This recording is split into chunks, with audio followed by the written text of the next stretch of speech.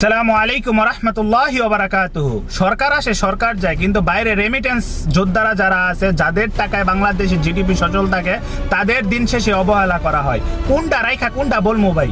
দুঃখের কথা কি বলবো, আজকে 9টা মাস ধইরা একটা যা শুধু এক্সপায়ার আকাম আমার বড় ভাইয়ের মানে এক্সিট লাগানোর জন্য ঘুরতে আছে।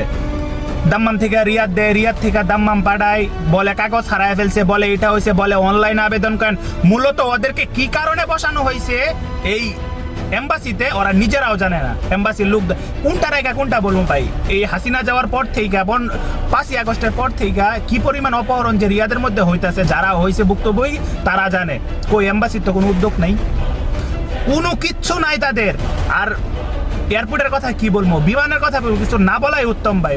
মনে করেন যা শুধু আমার মন চাইতেছে যদি অপশন থাকতো যে বিমানবন্দরে বাংলাদেশ এয়ারপোর্টে পা না রাইখা আমি যদি আমার ঘরে ফিরতে পারতাম, তাহলে আমি ওইভাবেই দিতাম।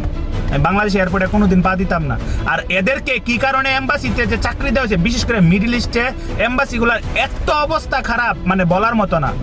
কারণ ভাই সবাই এখানে কাজ করতে এসে, সবাই সবার মতো বিজি। আসলে যখন যে সময় সমস্যার মধ্যে পড়বো সে এইটা ফিল করতে পারবো।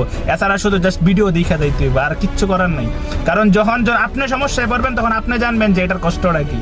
আমি বুঝতে পারবো না। এই যে এখন আমি পড়ছি, এখন আমি বুঝাইতে চাইতেছি, কিন্তু আপনারা বুঝবেন না, এটাই স্বাভাবিক। তো কি বলবো ভাই, আসলে এমন একটা দেশে জন্ম নিছি, মানে আসলে কিছু বলার নাই আমার। বাস মুখের ভাষা হারায় ফেলতেছি ভাই। দিন দিন মনে করেন দেশের প্রতি মানে এক বুক ঘৃণা জন্ম নিতেছে আমার উপরে। ঠিক আছে।